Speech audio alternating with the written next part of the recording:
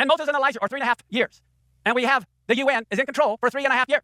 And you have the two witnesses breathing out fire, killing everybody who tries to kill them. All right, and then what happens? The Antichrist and the false prophet appears. Moses and Elijah, after 3.5 days, rise from the dead. Guess what? There's a blood moon on Passover that year that is seen in Jerusalem. What are the odds? Exactly in the middle of a Shemitah cycle, you have a total lunar eclipse that is seen all over the entire world except the United States. I'm going to show you the chart. That is insane, and that's when they rise. And now they coming in to take the place. Well, guess what happens? 2 weeks before the total lunar eclipse on Passover, we have a total solar eclipse on Nisan 1, beginning the religious year, followed by another eclipse on Tishri 1, followed by another one on Tishri 1, followed by another one on Tishri 1, okay, and Nisan 1 and Nisan 1.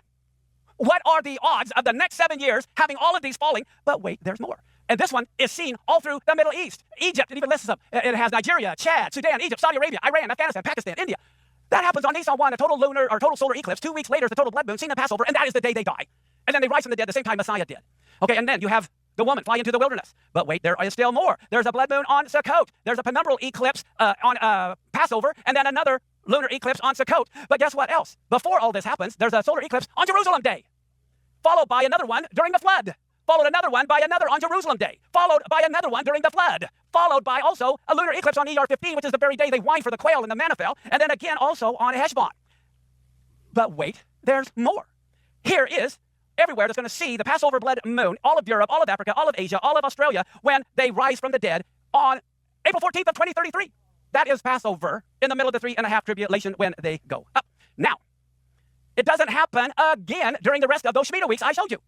But wait, there's more. And we gave all of you a chart. Jomi also made up some charts you can pick up at the end on that table. But on your notes, again, I only use math, science, the Bible.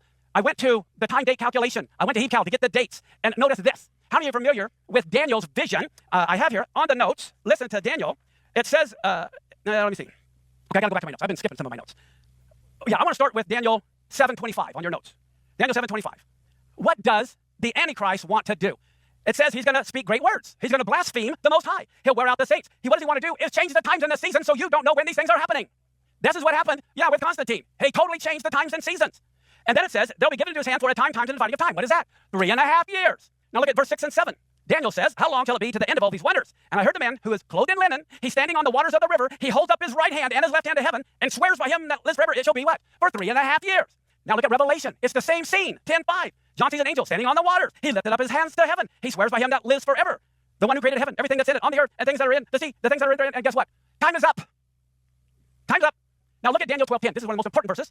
Many will be purified and made white and tried, but the wicked are still going to do wickedly, and none of the wicked are going to understand, but the wise are going to understand the times and the seasons and know when things are. Noah knew when the flood was. Abraham knew when Sodom was going to be destroyed. And it says in the days of Lot and the days of Noah. Okay, now look at Exodus 12:1 and 2. The Lord spoke to Moses and Aaron in the land of Egypt, saying, this month is to be the beginning of months. It'll be the first month of the year to you. That is Nisan 1, when these eclipses occur. If you were not on God's calendar, you'd have missed Noah's boat. Do you want to miss the boat this time? No. Okay, so now, Daniel, look at this last verse. Daniel 11, or chapter 12, 11, 12. From the time the daily sacrifice is taken away and the abomination that makes it desolate is set up is 1,290 days. Blessed is he that waits and comes to the 1,335 days. Now, how many of you have wondered about that? Where do you... I found out where it fit. It is mind-blowing. Because of the biblical calendar you have in the door too sometimes, okay, I'm trying to make this fit. I've been doing this for 10 years, and finally I just got fed up and I said, I'm going to do it this morning. And I did it. I want you to watch this.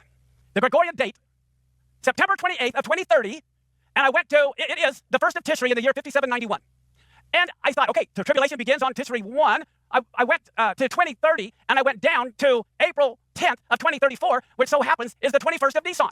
What happened on the 21st of Nisan? Well, take a look here. First off, that is exactly 1,290 days from Tishri 1 there, and then I went to May 5th of 2034, which is the 6th of Sivan. That is Pentecost, okay? And Monday, April 10th, it's exactly 45 days. Okay, so here, look at this. Here's my little map. Okay, the 1290 don't begin on Tishri 1 at the beginning of the tribulation. They begin on Tishri 1 of the second year. 1,290 plus the 45 takes you to 1335, which is Shavuot. Now, here, let me show you. Right here, let me go here. Okay, so we got the new moon to Shavuot. But it is exactly 1,290 days to Nisan 21, and Nisan 21 was the very day, the last day of the Feast of Unleavened Bread when the Egyptians were killed. It's a Sabbath. Nisan 14 is Passover, 15 begins Unleavened Bread, 7 days later is the 21st, and what do we find right there? Nisan 1, a blood moon, and the 2 weeks later, a total solar eclipse on Nisan 1, the blood moon at Passover, and then they rise from the dead, and then you have another blood moon, okay, and a penumbral, and this, on the 21st, that is when Israel was redeemed, okay, and then Tishri 1. Has arrived! The great day has come. Look at the power of the heavens opening before us. It is exactly 45 days later from Nisan 21 to Shavuot. And then you have another eclipse and another solar or lunar eclipse. And it doesn't happen anywhere else that all of these things happen. So we are looking at the tribulation beginning in just 3.5 years from now.